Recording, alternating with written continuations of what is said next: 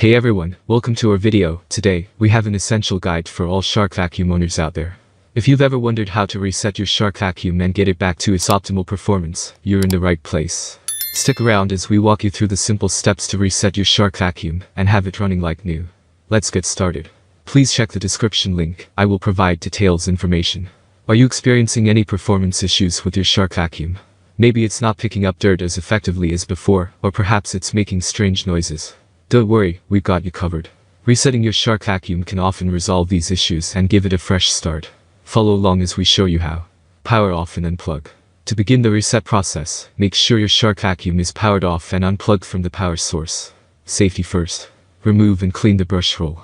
Next, remove the brush roll from your shark vacuum. Check for any tangled hair, debris, or obstructions. Clean it thoroughly, ensuring there are no clogs that could affect the vacuum's performance. Empty the dust cup. Now, it's time to empty the dust cup. Remove it from the vacuum and dispose of the collected dirt and debris. The clean dust cup promotes better suction and overall performance. Check the filters.